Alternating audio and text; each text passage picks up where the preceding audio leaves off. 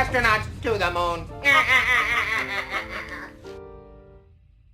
Una de las preguntas más habituales que se hace a la gente que duda de la forma de la Tierra esférica es la que dice así: ¿por qué nos mentirían?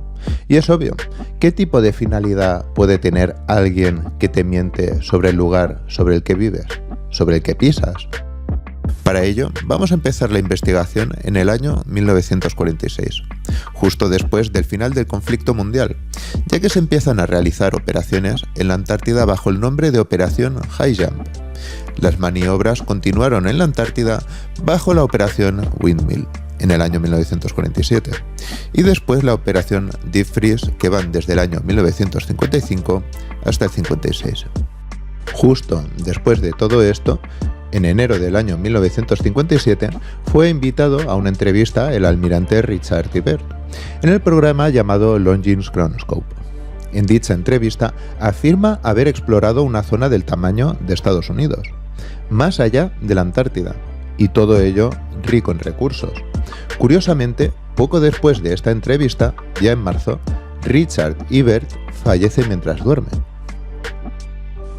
Luego, poco después, en 1958, James Van Allen, gracias a un estudio realizado por un satélite llamado Explorer 1, afirma haber descubierto unos cinturones radiactivos alrededor del planeta que hace que los viajes espaciales para el ser humano sean imposibles.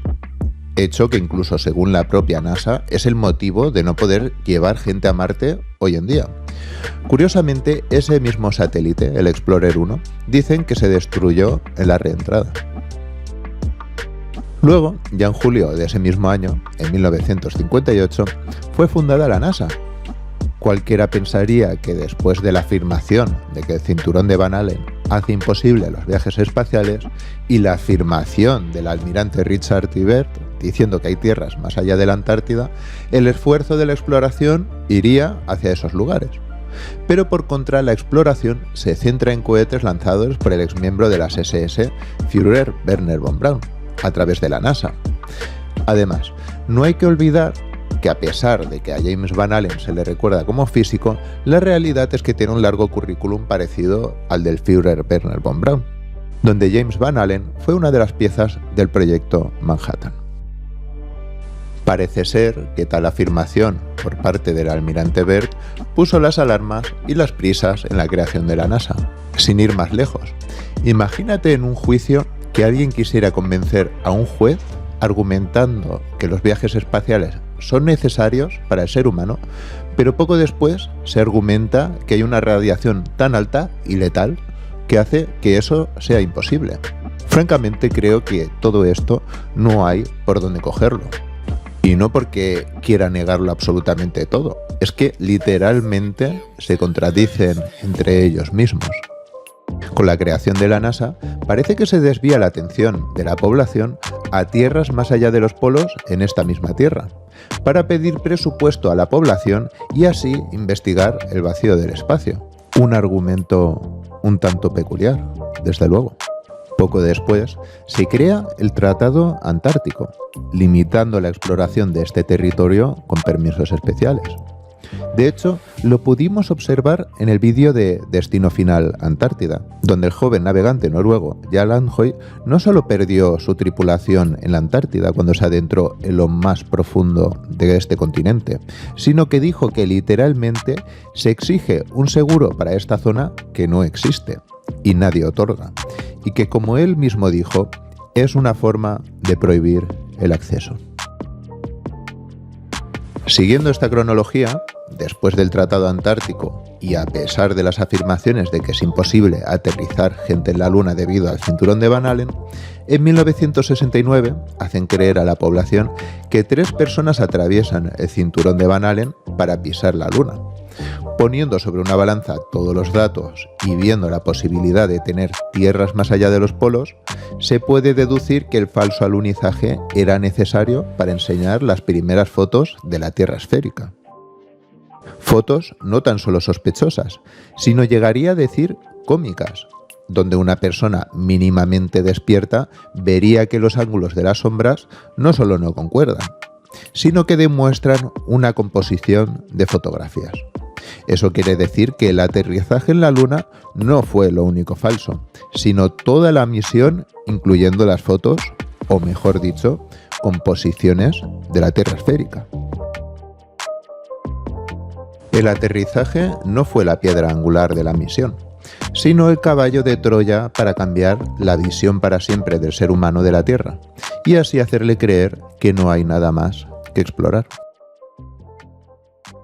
Esta forma de la Tierra no solo está diciendo que la exploración a nuevos mundos deja de existir a través de la navegación, sino el fin de nuestra exploración como ser humano, teniendo que encomendarnos a una élite que tiene al ser humano en un continuo estado de shock. La forma esférica de la Tierra es una forma de control, y esa forma de control para ellos sirve de maravilla, tanto por el lado económico como por su efectividad, ya que metiendo a esos miles de millones de personas en su subconsciente desde pequeños que viven en una esfera, jamás tendrán la inquietud de explorar nuevas tierras. Se puede llegar a decir que la población puede ser su propia carcelera, e incluso llegar a defender ese mismo modelo sin saber que están defendiendo un método de control. Un sistema además que no tiene vallas ni rejas, que tan solo están impuestas en la mente de la gente. Si bien la creencia de que la prohibición de ir más allá de las tierras antárticas es la prohibición de ir a nuevas tierras, también hay gente que cree que todo esto es debido a un domo, o que vivimos dentro de un sistema cerrado. Y razones no les falta, ya que después del Tratado Antártico se realizó la famosa Operación Fishbowl, donde quedó claro que nada puede salir de este lugar hacia el espacio, ya que todas las pruebas nucleares para romper o atravesar la parte superior de nuestra Tierra fue en vano, independientemente tanto de la fuerza o de la potencia de los cohetes, además corroborando que el viaje espacial es un completo fraude. Pregúntate esto por un momento. ¿Qué es más fácil? ¿Hacer un escenario grande y hacer creer a la gente que viven en un lugar pequeño? ¿O hacer un escenario pequeño y hacer a la gente creer en un espacio infinito? Además, Richard T. Bert es un reconocido maestro francmasón de la logia Order of the Penguin en la Antártica. Esto abre una cuestión muy importante. ¿Por qué dijo que habían tierras más allá? Y además ricas en recursos. Es obvio que gente en estos lugares de poder tienen acceso a información privilegiada y cabe destacar que quien hablaba aquí era el jefe de operación, no alguien contando simples anécdotas. Quizás el almirante Bert y toda la expedición vieron que vivíamos en un sistema cerrado y tenía que hacer creer a la población que no era así. Y por ello dijo que estuvo en tierras nuevas. Párate un momento a pensar esto. Imagina que se revela al mundo entero que vivimos en una enorme placa de Petri, encerrados, y hay alguien observándonos, creando eventos para ver cómo nos adaptamos a ellos. ¿Cómo reaccionarían los miles de millones de personas?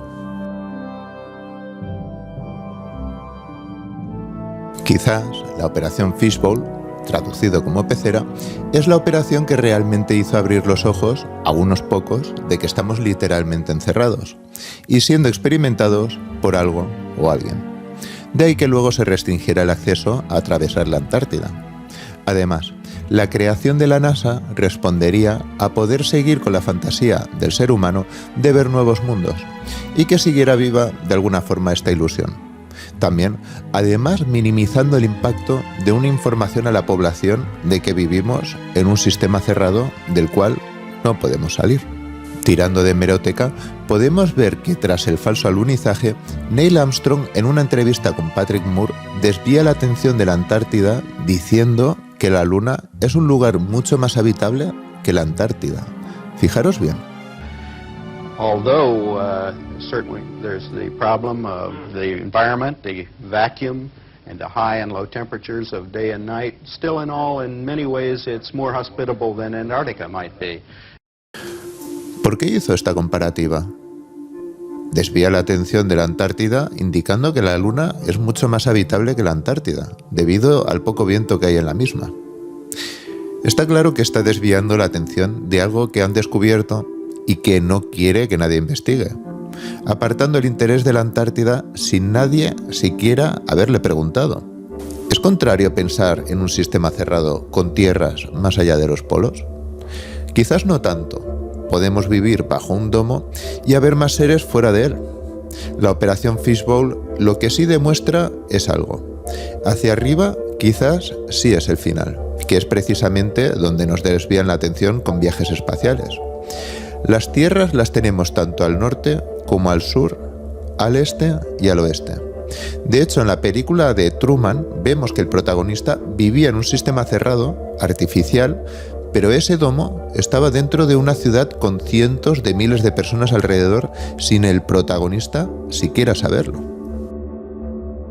¿Qué pasó con Richard y Bert? Fallecer durmiendo poco después de estas afirmaciones me parece cuanto menos curioso.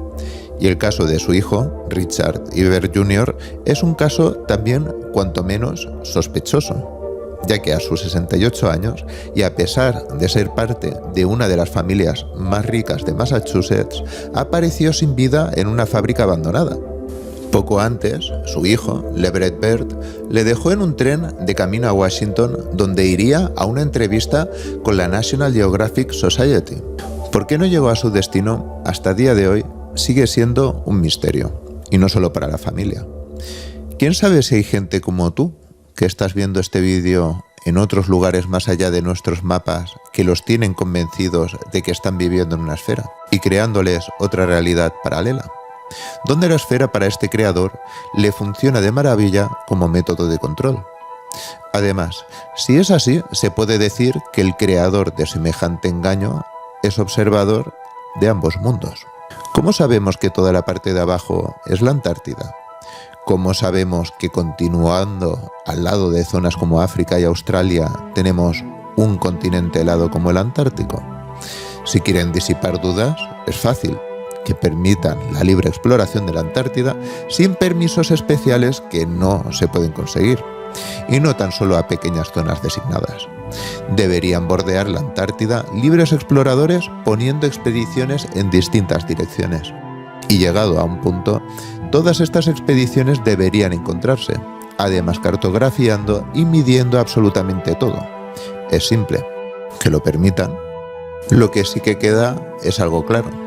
La Antártida es el camino hacia la verdad más grande jamás revelada a la humanidad. Sin más, quería agradecer a los miembros del canal por apoyar y hacer posible este canal. Un fuerte abrazo a todos y hasta el siguiente vídeo.